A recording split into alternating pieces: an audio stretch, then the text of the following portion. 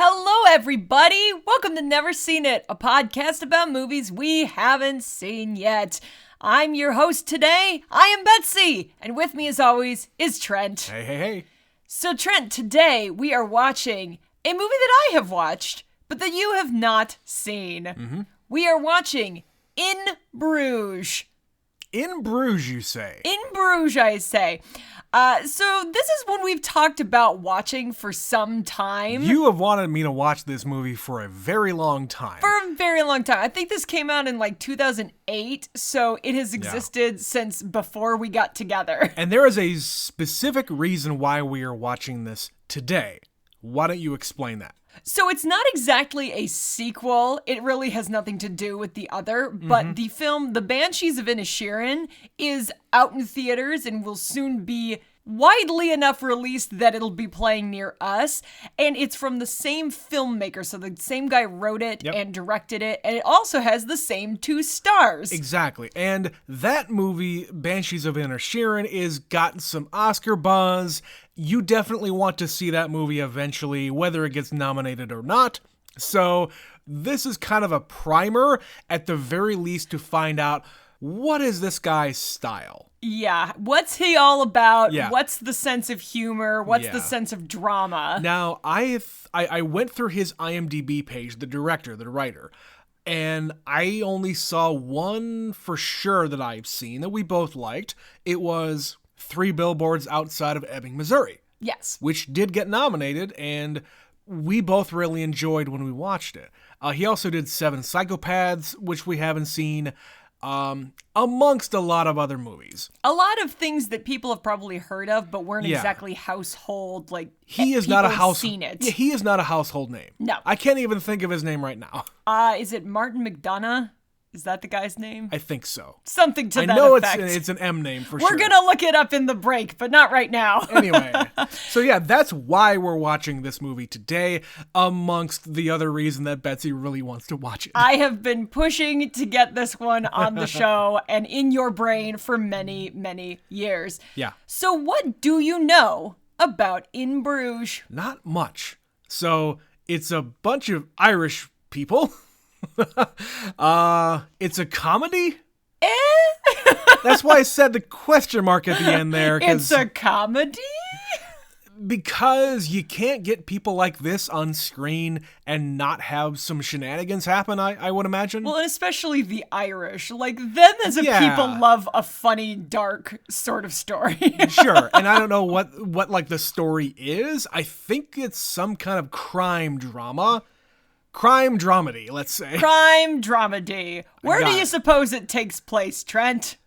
In a place called Bruges. Do you know what Bruges or where Bruges is? No, it's a place in the UK, I would imagine. Okay, so Bruges is in Belgium in particular. Okay, not in the UK. I have been to Bruges. This movie came out right before, like months before, I was planning a trip over to Europe with my friend from college. Yes. And we were going to be in Belgium. And she heard about this movie before I did because she lives in Boston. So they get a lot of more releases quickly before we do out here. And there's a bit of an Irish population around Boston. We also were going to Ireland on that trip too, so that was just kind of a perfect thing. But she sent me the trailer for it, and she was like, you should really watch this movie, it's really funny. And I actually did manage to watch it before we went on our trip. All right. And the whole time I was there, all I kept doing was, oh, that's from that movie. That's from that movie. That's from that movie. So they filmed this in Bruges on location. And there's a lot of landmarks and things that they visit during the movie. It doesn't really have any other significance other than that's where it takes place. I think they give a reason as to why they go there, but yeah, after seeing this movie, my friend and I added a stop to our trip just so we could go there. And I don't really know this guy's deal. Like, he apparently likes to put the names of towns and cities in his movies. On occasion. Ebbing, Missouri, yes. Bruges, and Inisherin. I suppose. So those are the 3 that come across my mind anyway. I don't know what this guy's deal is. So other than what we just said, I don't know anything else about it. Do you know who's in it? We didn't actually explicitly Oh, say. okay. It's Colin Farrell and Brendan Gleeson, Yes. who we've had on the show a few times. Separately. But never together. Yeah, Colin Farrell has been on, I think, a couple times. Oh, yeah. Brendan Gleeson pretty recently. So I know they've both been on pretty recently because we did The Lobster and we did Gangs of New York. Yeah. So that's two of them. But yes, you're right. Colin Farrell has been in a number before this. I don't know if Brendan Gleeson's been in any other ones. I think just that one for now. They're both affable actors, very talented guys that and we we've like. talked about Colin Farrell's acting chops quite a few times. We also did The Recruit, which is a movie that I really enjoy. I understand a lot of people don't like that movie. But yeah, I mean, I understand that this is a well-regarded movie, but before I knew you, I had no idea what the hell it was. Well, that's why I'm here, Trent. So we're going to go find out what it is. We're going to watch In Bruges, and we'll be right back.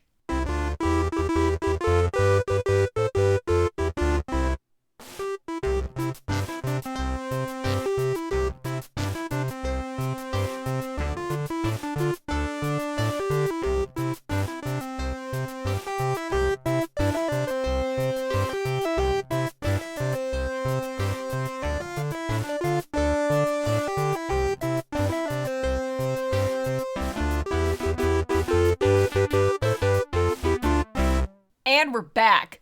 All right, after many, many years of trying, I finally sat you down and we watched In Bruges. We did. What are you thinking, Trent? I know there's not a term like this, but I'm just going to deem this to be Guy Ritchie light. Guy Ritchie light. Okay, maybe not stylistically as far as the filming goes. Yeah. But this movie brought to you by the word fuck. So I like this one a whole lot. Mostly because of the writing, because it's very clever, it's very fast, and you know me, I'm a guy who loves a good dialogue movie. You like wordy movies. Yeah, and not that I don't like any other kinds of movies. Clearly, I've done 170 plus episodes of this podcast of all different genres. Varying degrees of dialogue. Exactly. So I really enjoyed this one because you were able to really get to know these characters in this little moment in their lives. Because they're really only here for 3 days. Right, so we don't know what happened before or why they're here when we first are introduced to these guys. Yeah. They are told to go to Bruges, so they're in Bruges. And one of them likes it, and one of them does not. Yeah, and it's kind of this buddy kind of a movie where... Odd couple. Yeah, it's the odd couple kind of a thing. Odd couple hitmen. Irish odd couple in Belgium, but they're Irish. But they're also from London. It's a weird thing. Right. So, yeah, I mean, what was your first impression when you saw it? So I knew that it looked funny from the trailer because the way they designed the trailer, it makes it look full comedy. You know, dark comedy, clearly like action comedy kind of thing. Yeah. And it definitely is funny. Like, this movie is really yeah. funny. This movie's also really dark. Like, this is not a movie for everybody. This is something that develops. Like, at the beginning, you even said it out loud. You were like, Ray is terrible.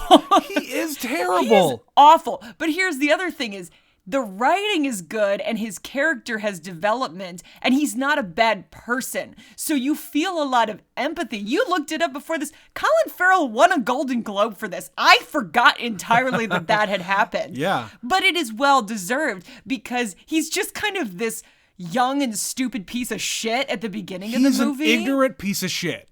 Is what he is. Who is willfully ignorant. Yes. He doesn't want to be cultured. He enjoys living his little life in his little box. Yeah, he enjoys being very dismissive of anything that he finds to be stupid or different from what he knows. Yeah, so I get where they're going with his character there, but it doesn't mean I have to like him. No, and he's got Brendan Gleeson with him who's brought him into this world, who's kind of his mentor and his older friend who's wiser in the ways of the world. Yeah.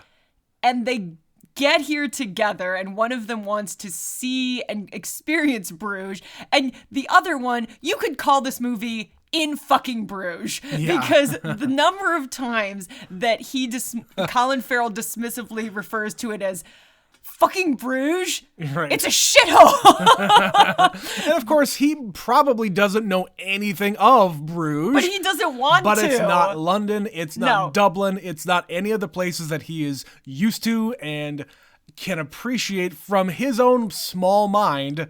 But yeah, even at the end, he doesn't really...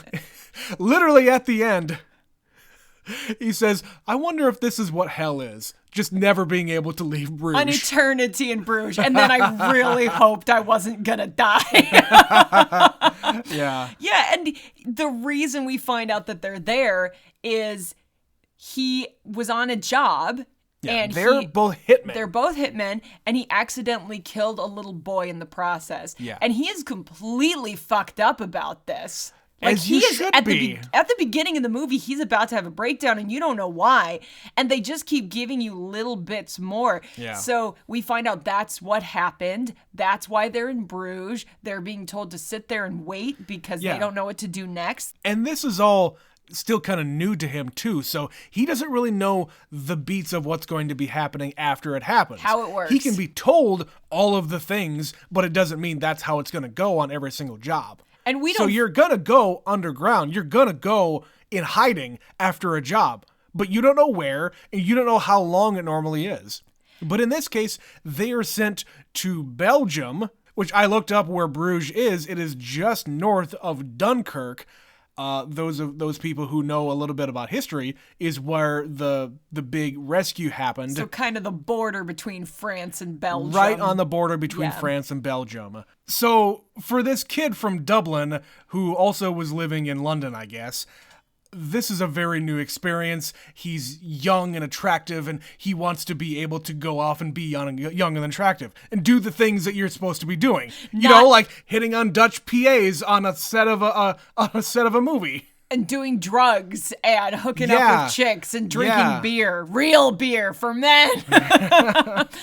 And Yeah. this is a medieval town. Like, they make comments about this Yeah. place. It's the most well-preserved town in this area, I guess, after the war. Yeah, it's like the 1100s, they say it dates back to. It is Yeah. a very old town. And they've built up around it, but the core of the city, Yeah. it's not a city. It's this old historic place. Yeah. And it's very beautiful, and it's very interesting and full of history. But if you're not into any of that, Yeah. then it's a shit. There's nothing for you. There's nothing for you. And I appreciate the fact that they said at the end, Harry said, you know, it's really a shame that it happened to be in Belgium, because if it was in a good country or place or whatever, it would just be overrun with tourists and ruining the entire thing. Yeah, I wish it weren't in Belgium, but maybe it's for the best because you Right. can preserve it. Right. This is also another element that I love about this. So you've got Harry, who's their boss. We don't know what his deal is, No. who he is. He's the big tough guy who is like a mobster type. He sends dudes out to kill his enemies. But he's not. But he's not. He's just this guy with kids Yeah. and an anger management problem. Right. And he says fuck a lot. I just feel like he's English, Betsy. Of course, a fuck is a comma to them. But yeah, he's like made out to be this guy, but in reality, he's just a guy in a suit who likens himself to be a mob boss kind of a thing. Kind of. He's a man of principles. He establishes pretty quickly that when I say something, I mean it, and when I Yeah. live by a code. Man's got to have a code, kind of a thing. Fine. But when we first are introduced, it's on the phone. So, well, actually, it's via a phone message. Yeah. And it's this paragraph where he's just like, point number 1, where the fuck are you? Point number 2, you better fucking be where I fucking told you, you fucking fuck.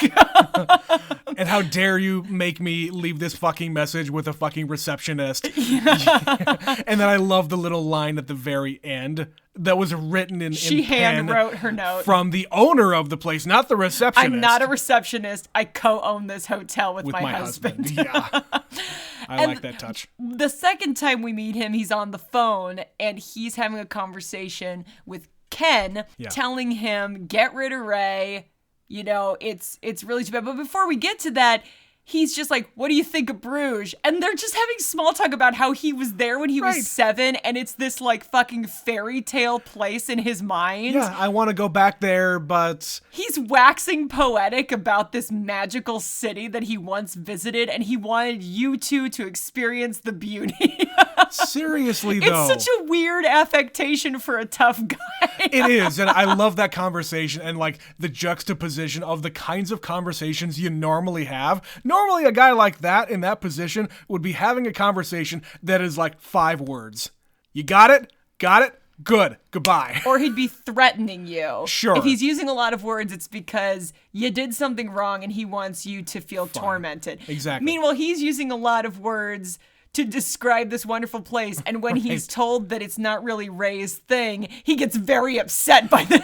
How could you possibly not think that that place just is this magical wonderland? What do you mean it's not his fucking thing? How can it not be his fucking thing? It's out of a fucking fairy tale. Which, okay, I want to just bring up one thing. Europeans.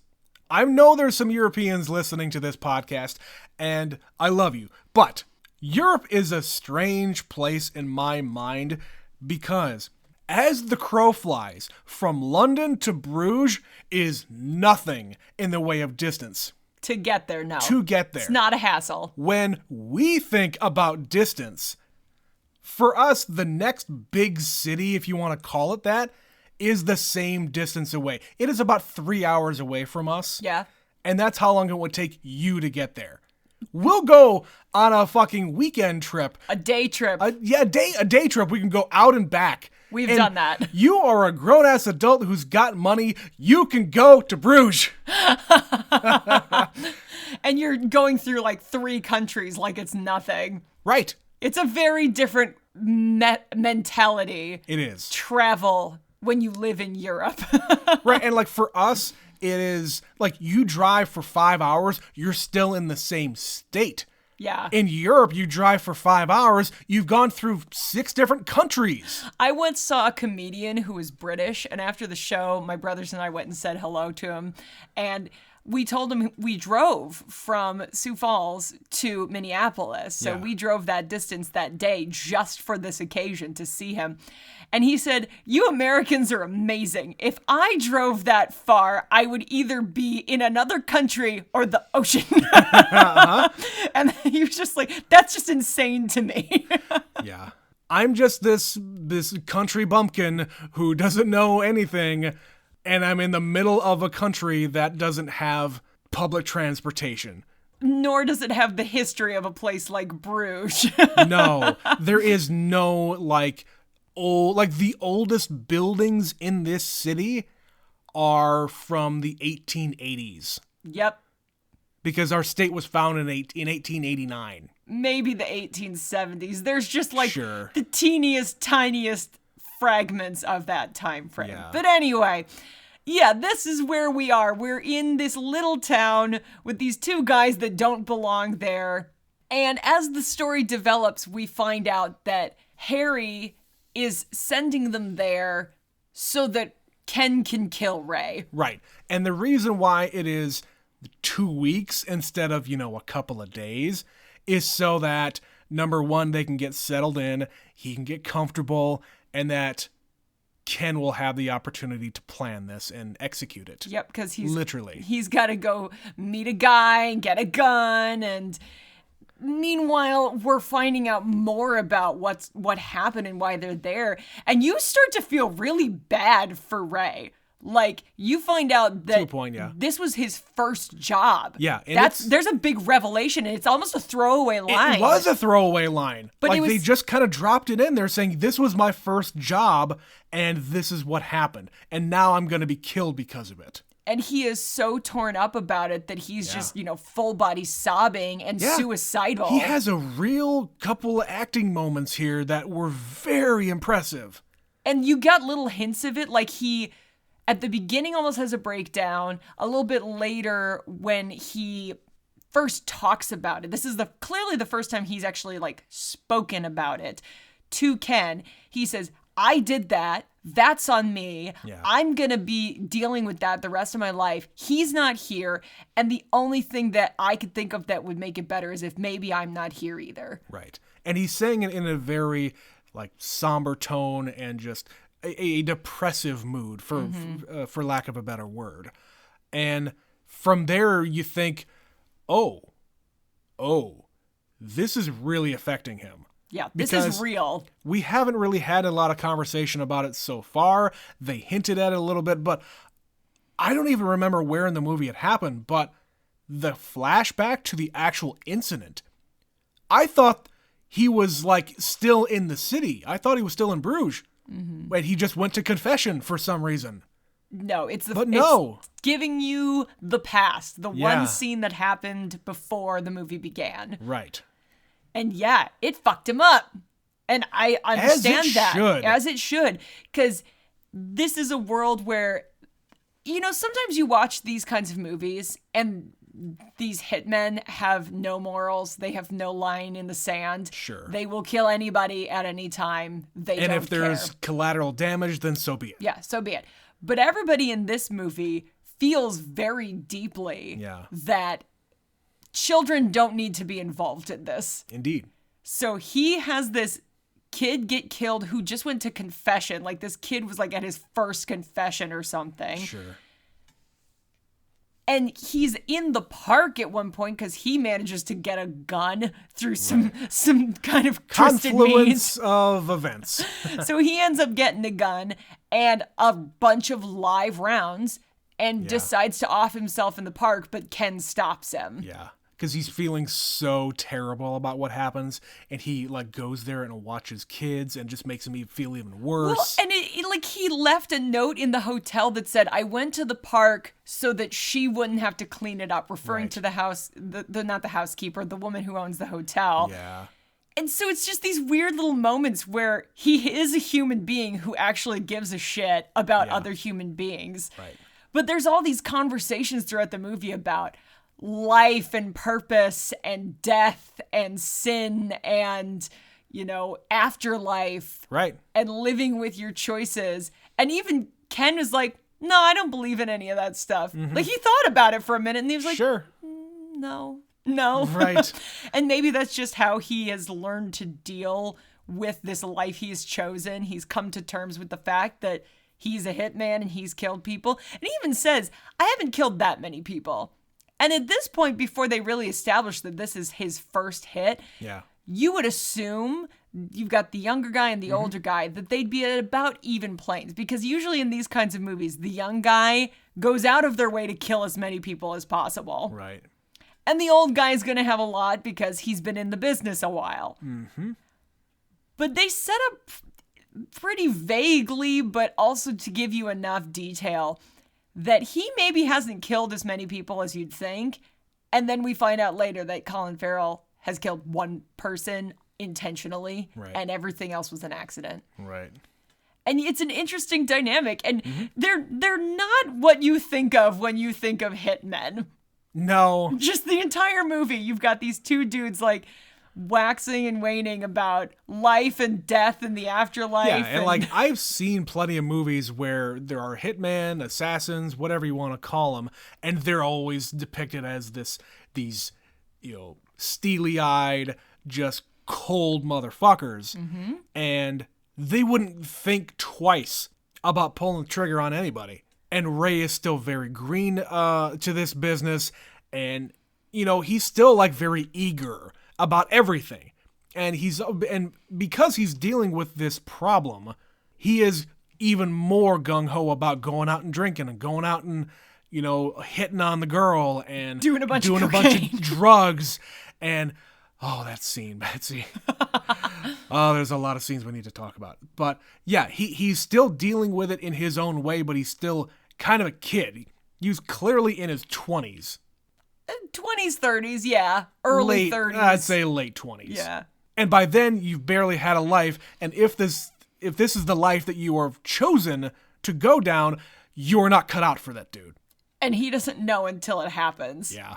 And Ken even says, you could get out of this. You don't have to, make it right. Yeah. you made a mistake and you have to live with that, but you could save the next kid. Go do something else. Be anything else. That scene where he breaks down and Ken really consoles him and say, you know what? Save the next kid. You can go off and do some good, but you gotta go away. Because if you stick around, Harry's gonna have your ass. He just is. And he's gonna take one for the team. Like, he says, I'm old and tired, and I did what I had to do, and I will deal with Harry. This is my choice to not kill you. Yeah. But I'm giving you another chance. Don't make me do this for nothing. And he calls up Harry, who shows up, and he says, I'll be waiting for you. Like, he doesn't go anywhere. He waits the half a day or whatever it takes Harry to get his stuff in order and come to Bruges. And he just finds him sitting there drinking a beer. Yeah. Because he's like, I'm not running. I'm not fighting. I kind of like this place. Yeah. I might stay. Yeah. And he just tells Harry, I had to let him go, and here's why. Because, again, principles. Everybody has their code. And Harry's code is it's about honor, and you cannot kill kids. You think you can get away with that. I don't care what the circumstances are. Yep. And, you know, he's a family man. He has children, and he says, I'll be back for Christmas. You know? When Ken makes some crack about his kids, he's like, you fucking take that back. Don't bring my fucking kids into this. And he has to retract his statement. Like, I did. I retracted the thing about the kids. I'm sorry. So, yeah, everybody has their version of what is and isn't okay. And when they're going to have this big gunfight, they both decide they're not going to do it in public. Let's go up to the bell tower. It'll be quiet up there. And then when he pulls out his gun, Harry points his gun at him. Ken puts it down and slides it towards him. He says, I'm not going to fight you. Yep. And I love you. He tells him he loves him. Yeah. For your principles, for everything you've given me, I respect you and I love you. And all of the movies that I have seen have trained me to think that this is just a trick, where he's maybe got the other gun hidden away somewhere, even though we saw he put it in the drawer. Or if it's genuine, that Harry doesn't give a fuck. Yeah. That is what you expect from this scene. And he does shoot him in the leg. But that's the thing. He just about doesn't. Like, he actually is moved by his words. Yeah. He's just like, well, I can't fucking kill you now. Why do you have to go and tell me some deep shit, some soulful crap from your heart? Yeah. What the fuck am I supposed to do with that? I can't kill you now. Right. And that's why I'm saying this is very much Guy Ritchie light, because Guy Ritchie doesn't have the like heartfelt moments. There's not as much depth. He doesn't have the deep and like he has the dark humor, but he doesn't have the deep feeling and like people crying. Colin Farrell fucking cried twice. More than twice, like 4 times he cries because he about has a breakdown. Before he goes to the park to off himself, they show him in bed and he's got tears rolling down his face. So you don't get that in a Guy Ritchie movie, and I don't know what I appreciate more. I love Guy Ritchie movies. There's even one that we haven't seen yet. There's a couple we haven't seen yet. I suppose, yeah. I don't consider what is it, that castle movie, the medieval one. Oh, I'm not counting that one either. There's like 2. There's like The Gentleman, and then there's a different Wrath of one. Man. Yeah, so there you go. Yeah. That's 2. Anyway, that was my point. I appreciate the fact that they let the actors actually get in and do some real acting. Definitely. So there's a lot here that we haven't really touched on. There's a kind of a lot of weird little places they visit and people they meet while they're in this community. We said there's a film crew here, and on the film set, there is a dwarf. There is an American actor who happens to be a dwarf. Yeah. And Ray, because he's awful, is like weirdly obsessed with him. He's like a little boy who is like seeing things for the first time. Yeah, and he uses some colorful choice language. Oh boy, and has Betsy, some conversations that are not really appropriate with strangers. Well, and there's like a whole bunch of conversations and words and terms that nobody really should be using anymore, if at all. No, and this is in the cusp where we were moving out of that, but it also is the thing where maybe that was a choice just to demonstrate how awful he is. Oh, sure. I mean, like we keep on saying, he is an awful person. And he does awful things, but he's still young. He's still redeemable. Yes, he can be saved. But yeah, he finds a film set, and it's this weird Dutch film where there's like dream sequences and crap. Yeah. And he meets a woman who is just... She's a PA. She's a PA, or at least he thinks she's a PA, and he goes and hits on her and he gets himself a date. And when they actually go on the date, he's very honest with her and he says, I kill people for money. And she says, I sell drugs.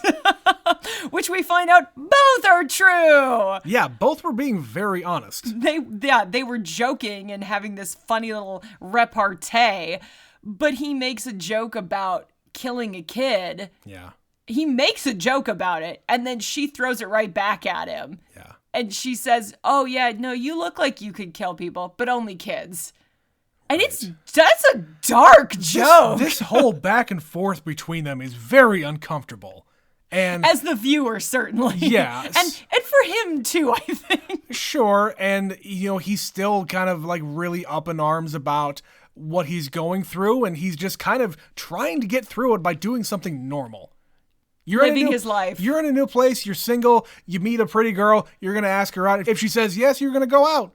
But it's a really strange circumstance that he's finding himself in. And then, of course, there's also the scene right after that of him punching a Canadian man. And his wife. And his girlfriend. Because he has to make a crack about her blowing smoke. You are in the smoking section. You shouldn't say a word about that, buddy. This is also Europe. They are a lot farther behind about the whole smoking thing than we are in America. Oh, yeah. It's still bad as far as I know. Yeah, if you're an American tourist, shut the fuck up. Oh, I'm sorry. He's a Canadian tourist.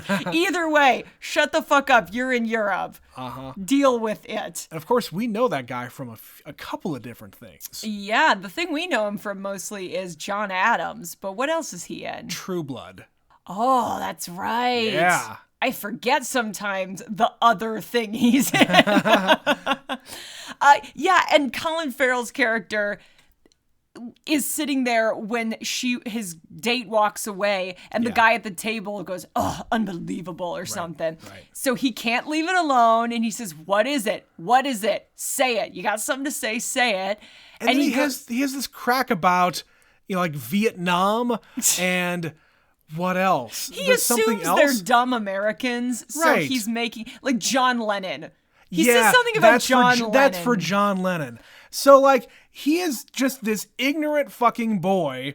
So he wants to take out whatever, slights against the rest of the world that Americans have done over the centuries. Yeah, he goes onto this one guy. He goes on about Vietnam a lot. What is the deal about Vietnam? I mean, Vietnam. Fine. America, that's a complex thing, but he's not even getting into it. He's just saying Vietnam, one word. Right.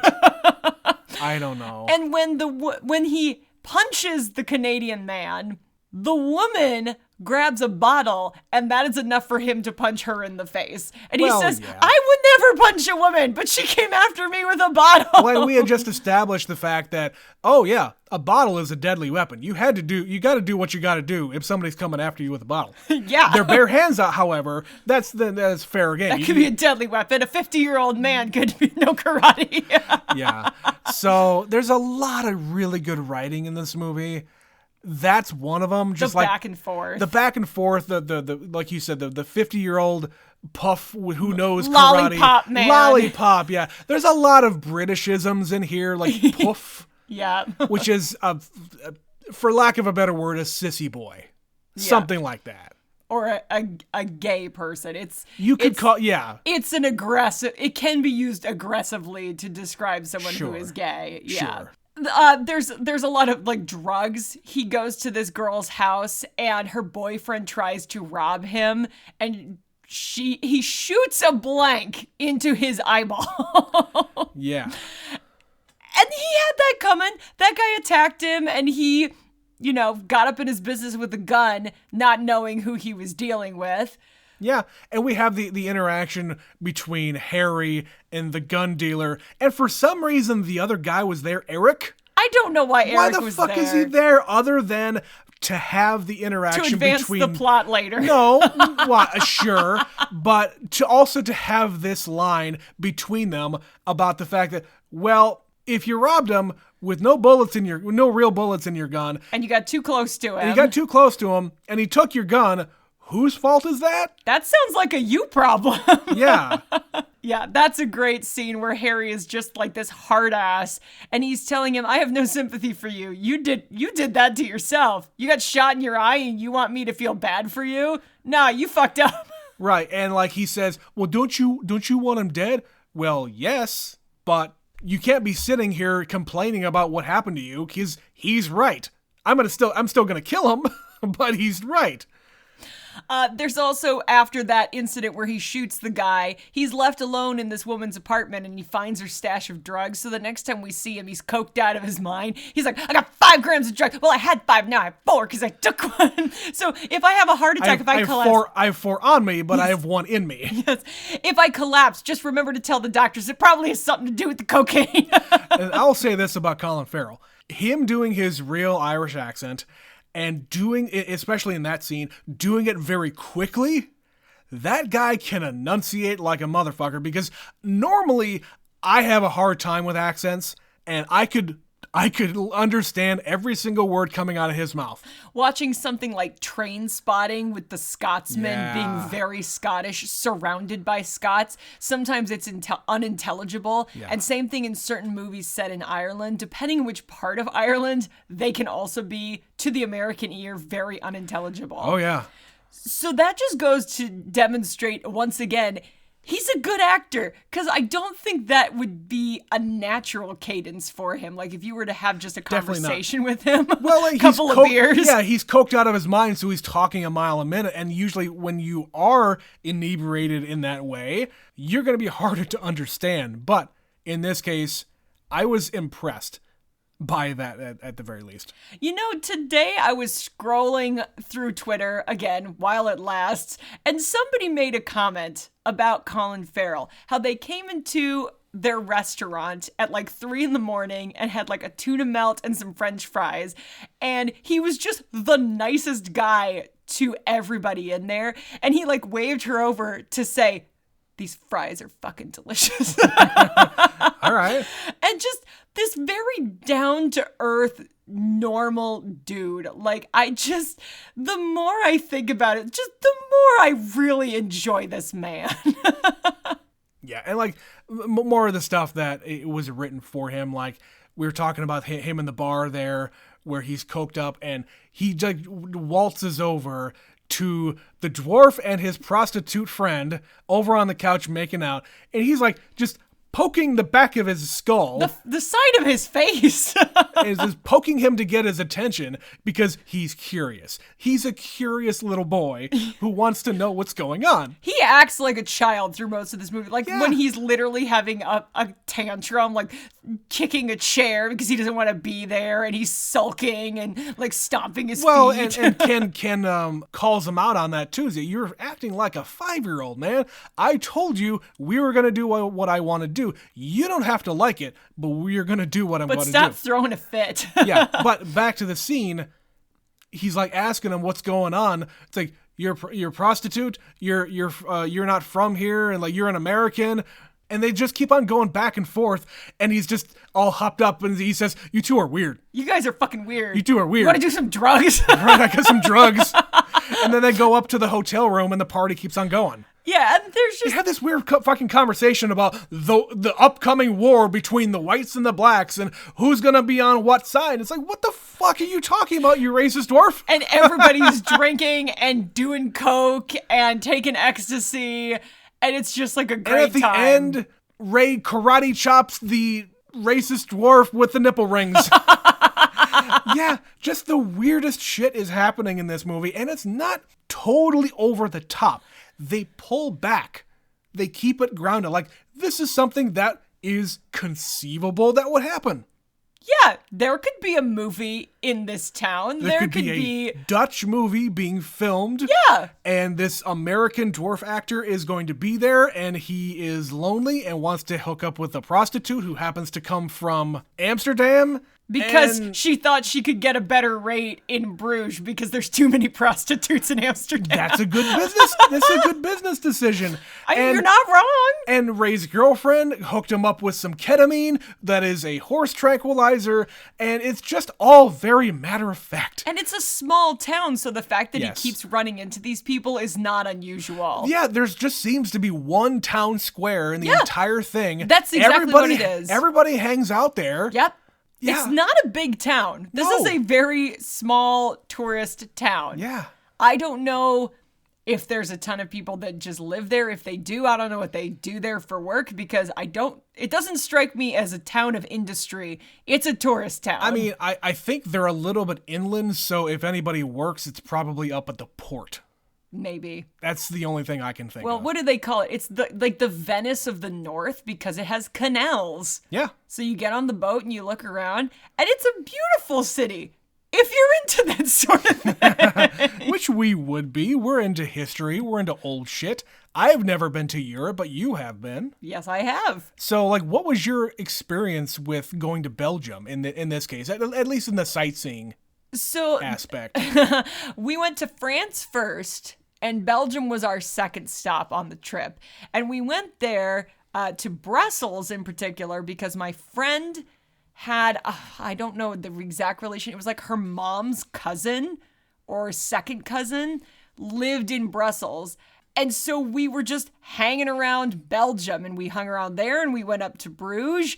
And yeah, we did all the sightseeing touristy things. Did you go in the bell tower? We didn't go in the bell tower. No, I saw that gazebo though. I've been in that park. Okay. I have a picture of me standing in that gazebo. All right. I think I've seen that now. Now that makes sense. Yeah, and I've got pictures of the canals and different things. I've got pictures of the bell tower, but no, we did not go up in the bell tower. You didn't have €5? I probably You only had $4.90? I probably did, but we were only there for an afternoon. Like All right. that thing when you're young and you have the Euro pass and you're trying to get on the train at a certain time to go back to your other location. Yeah. Yeah, I think we covered a lot of moments here, but I know there's just a ton more that happened. Was there anything else that you particularly wanted to bring up? Because there's just some really funny moments and lines. It's the exchanges between the two guys. Like, when Ken was going to go up behind him and shoot him, but then Ray pulls out his gun and he says, no, don't do it. The aftermath, right after that, they go back and forth and say, you were going to kill me. Well, you were going to kill yourself. I am allowed. And then they're comparing guns. That's a nice gun. Where'd you get that? Oh, I got me a girl gun. Again, it's this like weird macho need he has. Like, I got the girl gun. Well, it's not even a macho thing. It's just him being stupid and ignorant. Another one was with Harry at Christmas at his office, and he's like banging the phone on the desk, and it just keeps on going and going and going. His wife runs in and says, "It's an inanimate object. You're an inanimate object." That's the kind of arguments that me and Betsy have. You're a blank. It doesn't matter what Your the response face is a blank. That's right. That's our arguments, guys. It escalates very quickly, but in the same method. Yes. There's also the moment where after Ken is dead, so Ken jumps from the bell tower Yes. to get his attention and try to get to the bottom first, which is really twisted. I mean, he should be dead. And I mean, he's mostly dead. He should be dead, and I don't know why he throws his coins off. To get Again, people to maybe back up. more attention. It's just to get people to back up, because if there's shit falling from the sky, what are you going to do? You're going to back up. I suppose. That's the entire reason. I suppose. But he lands on the gun, and he tells Ray to take the gun, but it's smashed. busted. Yep. So what does Ray do but take off back to the hotel where he knows there's another gun? Uh-huh. And when they're at the hotel, this interaction between him and Harry, where Harry won't shoot the woman who runs the hotel because she's pregnant. Because again, he's a man of principle. She won't leave. Because it's her fucking hotel. Because it's her fucking hotel, and what are you going to do about it? So they decide to make a gentleman's agreement where Ray says, I am going to run back to my room, jump out the window into the canal and swim to the other side. And on the count of 3, you're going to run out the front and try to catch me. And they have like a debate, like, which way is the canal? Wait, who's going to say 3? Am I going to say count to 3? Well, and he says, it's the canal's to the right. You know, it's a big fucking canal. And Harry's response of, I just got here, give me a break or something. Yeah, the conversation back and forth there was really good. There's the dude who sells the gun going on about the alcoves. Yeah. He's not Not the nooks and crannies. No, he's just like, the alcoves. You could do it in the alcoves. Is this the word? Alcoves? Like he learned a new word and he wants an excuse to use it. Or, I mean, he's not necessarily an English speaker all the time. He's definitely not. And it's just the way he brings it up, and then he keeps bringing it up. And then the two of them sitting out in the square having a conversation. Oh yeah, this guy you're talking about the alcoves. Oh, was he good? Like the two of them are about to have a gunfight, and they have this moment of levity where they're just like, "Oh, was he going on about that with you too?" Right. It's a small moment, but there's at the beginning when Ken decides to go up the bell tower and Ray doesn't want to because Ray doesn't want to participate in any of this bullshit. Yep. He's down on the ground and he picks a fight with some Americans. And when Ken comes back down, he says, "What was that about?"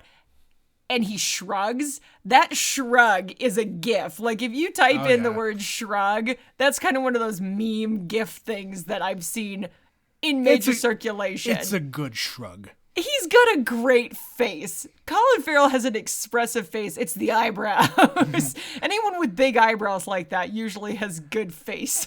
Speaking of facial hair, I do appreciate in movies where they try to keep men's facial hair consistent because they get there and he has just a little bit, but as time goes on, he gets the shadow is getting darker. Yeah, and they didn't pack a bag. They just got on the train and left. Yeah, and one thing that I wrote down that in the trivia that I read, Colin Farrell does not change his clothes. No. At all. Why would he? He doesn't have luggage. But Ken does. He bought a suit. That is my assumption because they were together when everything went badly. Yeah. He's the one who drags him out of the church and says, "We gotta go." Yeah. He has a small bag, but I don't think he would have had the forethought to bring a really nice suit. But if you're about to meet your maker, you might go out and buy one. He had time to do it. And he was dressed to the nines. And he had time to write his last will and testament. Yeah. So he knew he was going to die. Why not go out in style? Maybe. But you're right. Ray wears the same thing the whole movie. Mm-hmm. He has nothing. He's lucky he has a toothbrush and something to put his contact lenses in. Right. I never really thought about that.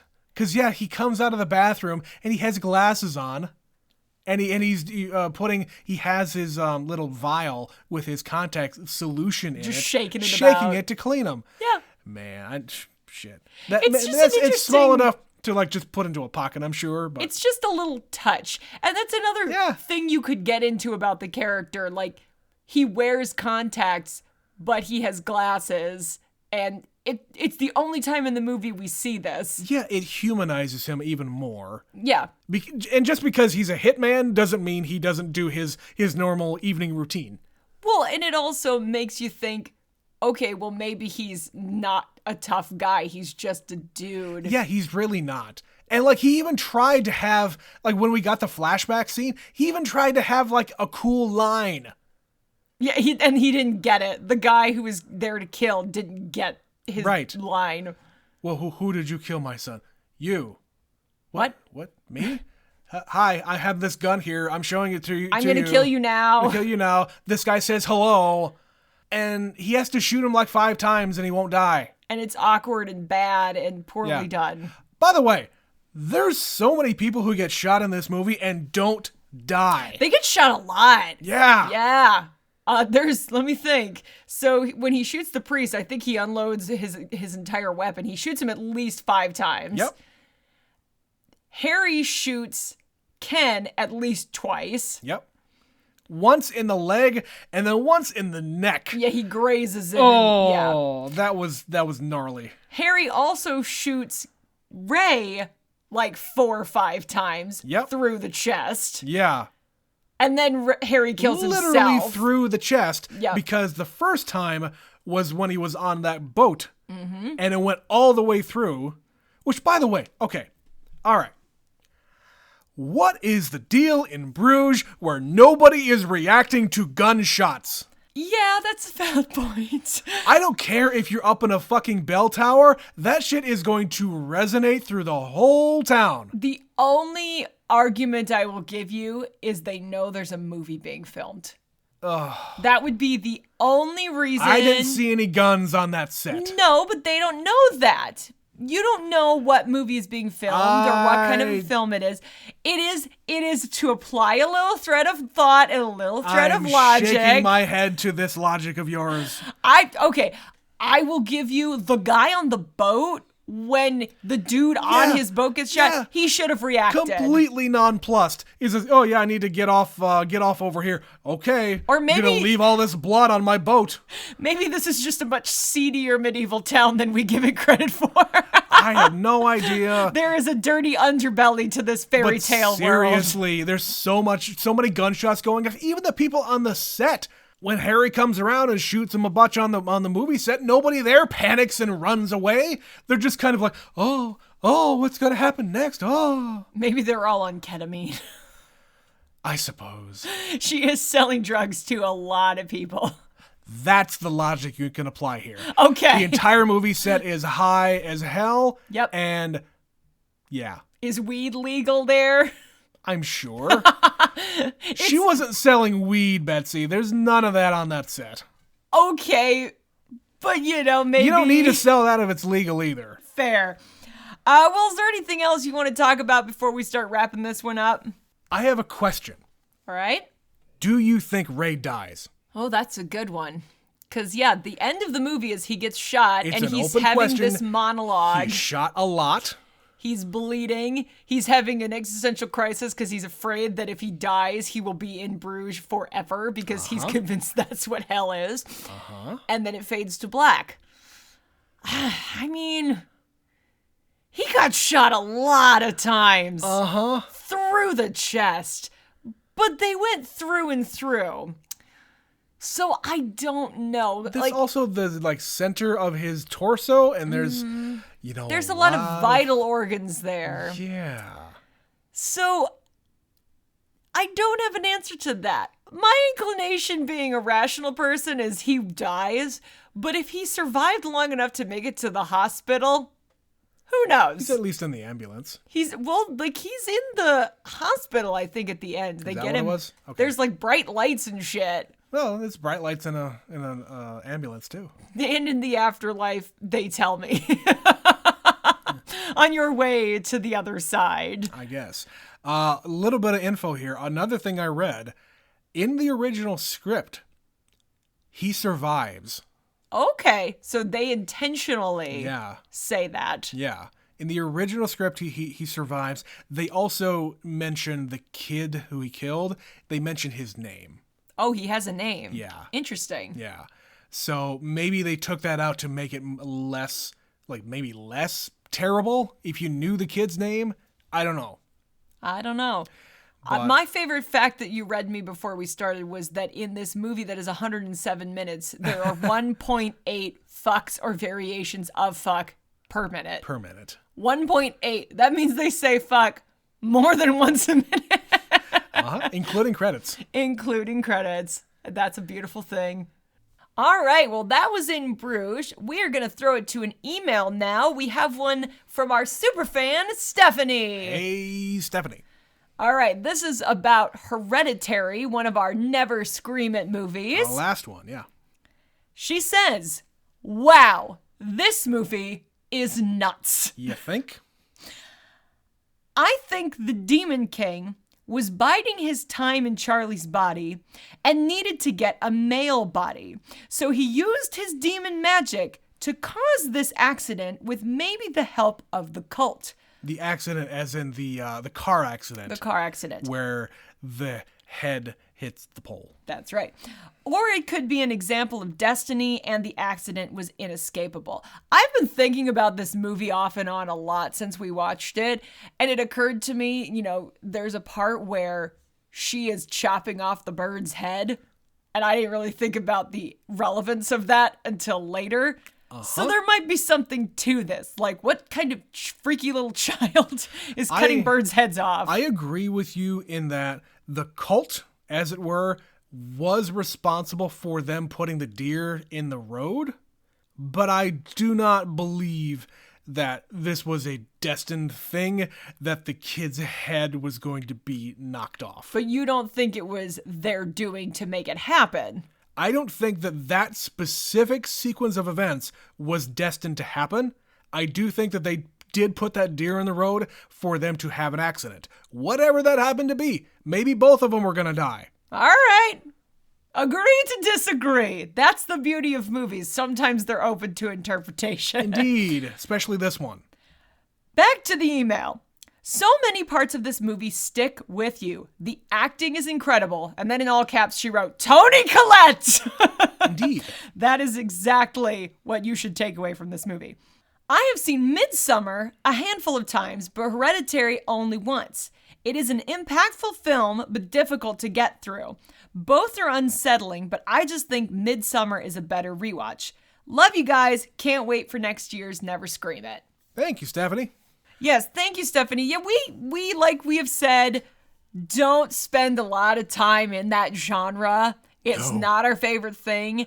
I have been pleasantly surprised by the number of those movies that I've actually enjoyed, genuinely. From just like a movie-making standpoint. Absolutely. Like, Midsommar and Hereditary are expertly made, and it's not going for like the cheap scares. Like, I can see that shit coming from a mile away, and a lot of times when it's done poorly, I laugh at it instead of being scared by it. Right. You would rather have it kind of get under your skin and make you think about it. Like, the number of times we have talked about or thought about Midsommar since we watched just it. Mentioning in we passing, haven't watched it again. Oh, no. I don't know if I can like this soon. It's not the kind of thing I'm just going to wake up and go, I feel like watching Midsommar today. No, we're not going to wake up some Sunday morning and have our coffee and like, oh, what movie should we throw on the TV? Oh, maybe we should just throw on Midsommar. That's a nice, sunny, happy movie. It starts off incredibly disturbing. Jesus. And then continues from there. Same thing with Hereditary. Yeah, and I agree with you. Midsommar is imminently more rewatchable. Even though we haven't rewatched it, I would absolutely sit down and watch Midsommar before I would watch Hereditary. If given the choice, I would. Yeah. Between the two, I agree. I would rather. Not to take anything away from Hereditary, that was incredible on its own. Again, not gonna wake up and go, what do I feel like watching this happy Monday afternoon? But the thing with Midsommar was that it was layered, and it was presented to you in a way that you had to really think about kind of after the fact. Like, you had to put it all together in your head when it was all done. Reorganize everything you just saw. But like rewatching it, you're going to know what to look for. This is true. Yeah. It's a different experience, I imagine. Yeah. And one day we'll do it, but today is not that day. But if you would like to tell us your thoughts about Hereditary, Midsommar, In Bruges, Belgium, any of the other Martin McDonagh films, or just films in general, we welcome all thoughts and contributions to this wonderful world of cinema that we are finding ourselves in. You can email us just like Stephanie, neverseenitpod@gmail.com. You can follow us on Twitter for the time being, neverseenit_pod. You can also find us on Facebook and Instagram, neverseenitpod1. You can support the show by clicking the link in the podcast description where you can throw us a buck and we can keep on keeping on. Yeah. Yeah. But that's going to be it for this. We're still doing just a little of this and a little of that until we do another series whenever we feel like it. We have no idea what we're doing next. We don't know. Guys, we don't have a plan. You think we have a plan? It's very rare, I assure you. But in the meantime, this has been Never Seen It. I am Betsy. And I'm Trent. And we will catch you next time. Bye-bye.